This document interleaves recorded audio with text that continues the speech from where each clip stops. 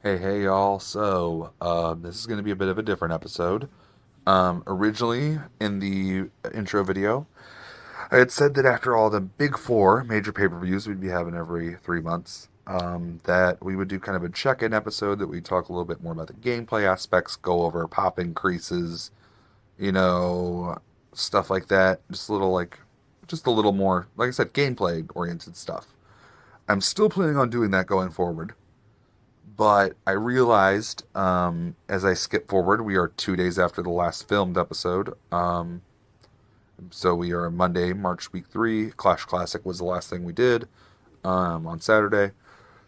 But I realized that I have a new signee. Sorry, spoiler everybody. That I really don't want anybody to see who it is, though. And if I went on the roster page or the main, this company page, that would be spoiled. So instead, this time, hopefully we'll go to the original kind of format idea going forward.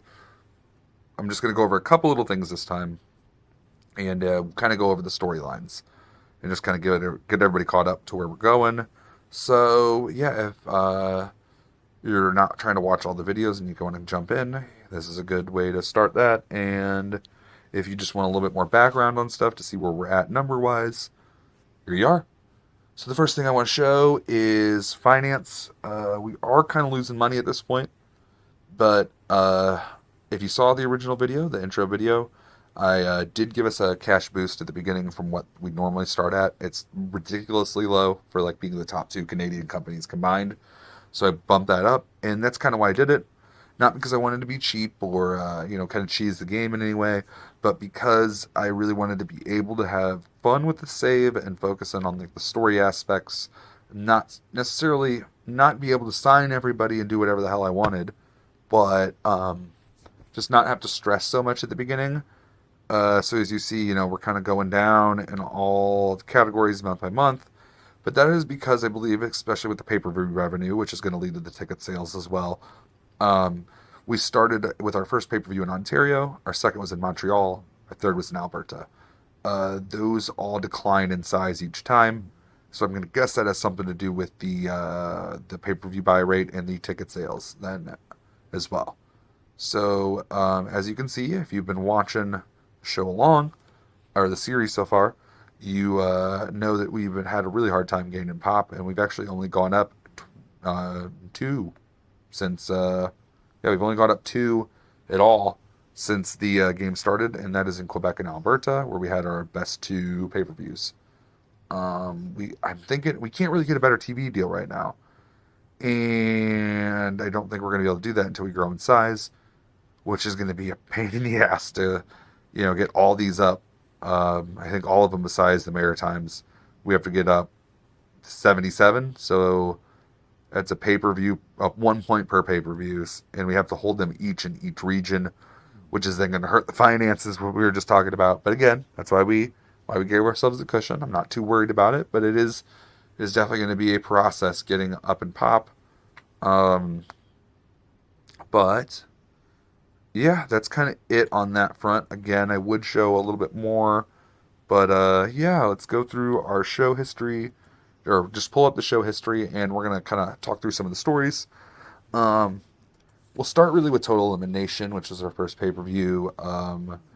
Obviously, the big storylines are Aaron Knight and Cameron Vesey, and the CWA World Title feud between Christian Price and Sean McFly. Aaron Knight wins Total Elimination, which we changed, or I changed, the pay-per-views up a little bit in this from the default, what it has set up for the default database. It has Total Elimination as a 3 versus 3 pay-per-view, but I didn't really want to do that, so we changed it to more of like a Battle Royal Rumble style thing, with the winner getting the title shot at Clash Classic. So Aaron Knight won that. Him and Cameron Vesey, his rival, were the final two members. Um, Christian Price has defeated Sean McFly to retain the world title at that event also. But he definitely cheated along the way.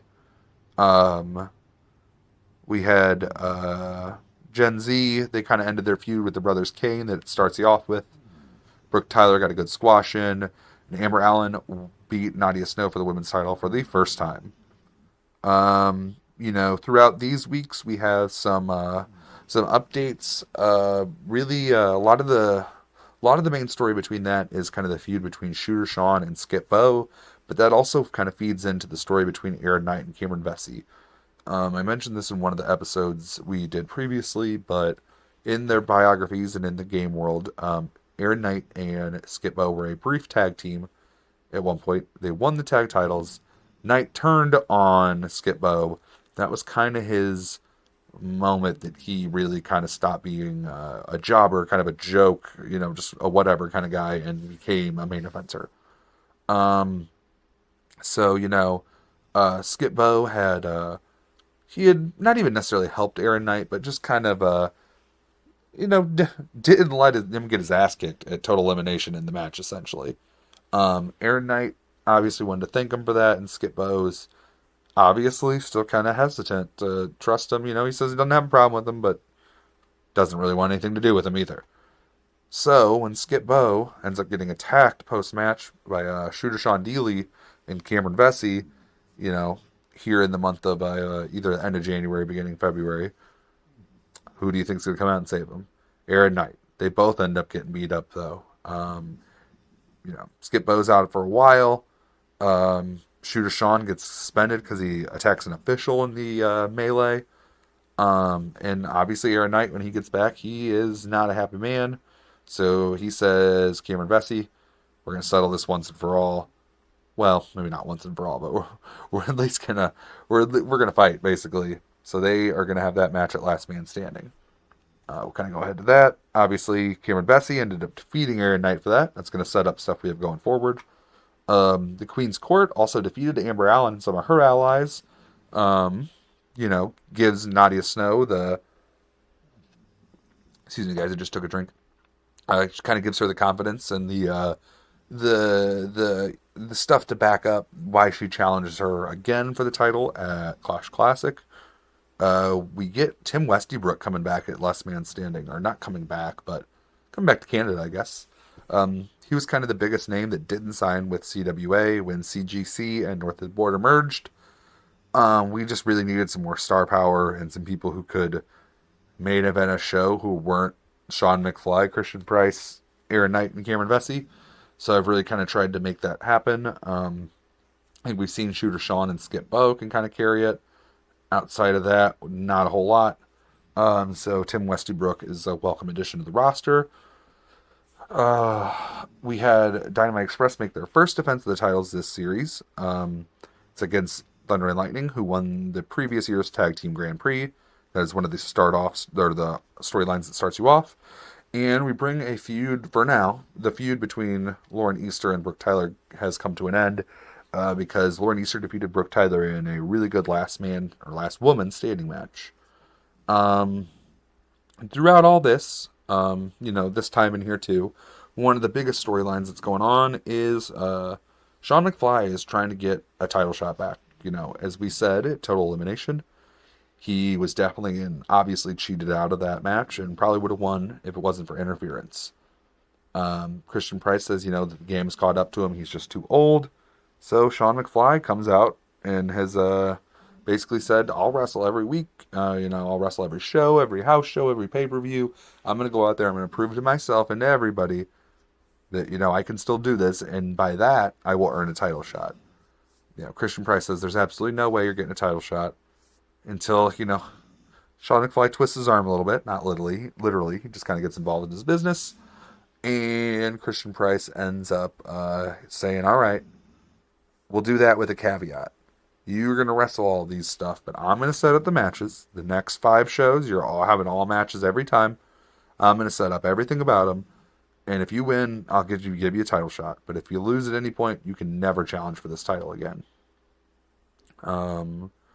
Then we kind of had some stuff going on with Tim Westybrook. The Griffin family became the number 1 contenders to the tag titles.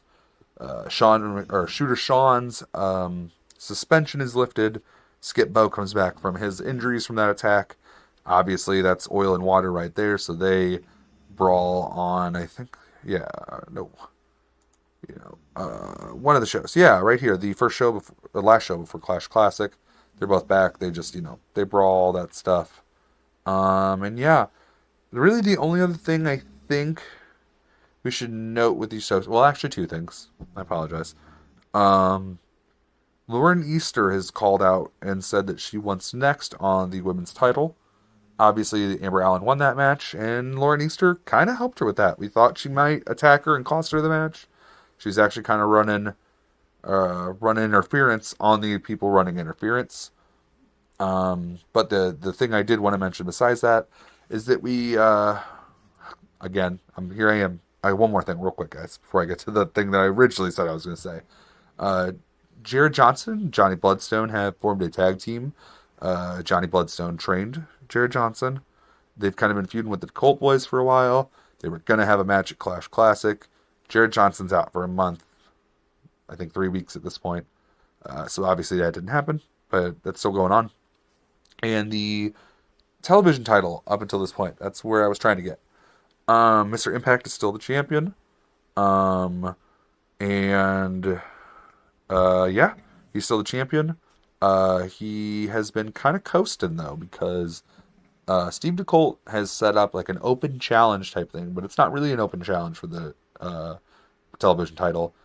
It's he picks who it is, and at first it was very obvious he was picking, quite frankly, jobbers, enhancement talent, local workers, and he still kind of is peppering that in there. But after being called out by Dante Dunn earning a shot against Impact and Impact cheating against him to win, Dante Dunn obviously didn't think too fond of that. Steve DeColt's kind of backed off a little bit, and he's thrown in a couple more tough challenges for Mr. Impact. And yeah, last week before this week right here, Dante Dunn attacks Mr. Impact before he even gets the match, and he's fed up with what he thinks is Steve DeColt having a huge ego and kind of being a tyrant, which is not too far off. But yeah, Clash Classic was a really good show. Had our second best match of the series with Christian Price, Aaron Knight, Karen Vesey, and Sean McFly ended up fighting over the world title because Sean McFly obviously completed those challenges to earn one. Aaron Knight had won the total elimination match to actually be the official number one contender. But at the pay-per-view for that, his rival Karen Vesey had beaten him in the main event. All four men kind of had it out after everything is figured out with that. I think it was somewhere in here, I think in the third week in between pay-per-views. But yeah, we set up that four-way match. Shooter Sean and Skip Bo seem to have settled. Well, maybe not, Shooter Sean's beaten Skip Bo in the official match. He beat him once already. And, we don't really know where that's going to go exactly, but obviously there's still some stuff up in the air with that. Brooke Tyler had us kind of all fooled. We thought maybe she might be turning over a new leaf after a loss to Lauren Easter in the last women's standing match last pay-per-view. But obviously she was not, as she beat the crap out of Sally Ann Christensen after her whole squash match. Amber Allen has defeated Nadia Snow a second time clean for the women's title. So I am just going to say right now, that feud is done. Dante Dunn was suspended for attacking Mr. Impact, so obviously that's still going on. Tim Westybrook defeated George Wolf, kind of his big comeback match, first pay-per-view match in CWA. The Colt Boys won their match, just kind of getting a match on that card since Double J and Johnny Bloodstone couldn't wrestle. Diamond Express obviously are still the tag champs. And yeah, Christian Price is still your champion too. That's I think the last thing we'll look at real quick. We'll go to the titles. Nobody's won, no title changes yet. We're 3 months in. And quite honestly, they were all pretty lengthy title reigns to begin with. Like we're at 301 days, 20 defenses for Mr. Impact, the television champion.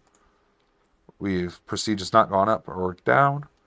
We have the CWA Women's Championship, 287 days, 10 defenses. Still Amber Allen, Prestige has gone up 1. The CWA World Title, Christian Price is still holding it, 203 days, only 5 defenses. We've kind of been taking the slow build approach and not having every championship feature on every pay-per-view. It's kind of by design, just not to have the stories get so repetitive where every 4 weeks it just kind of cycles through.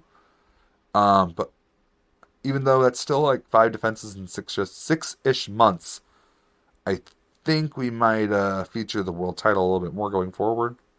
Sorry if that's a spoiler or anybody didn't want to know that.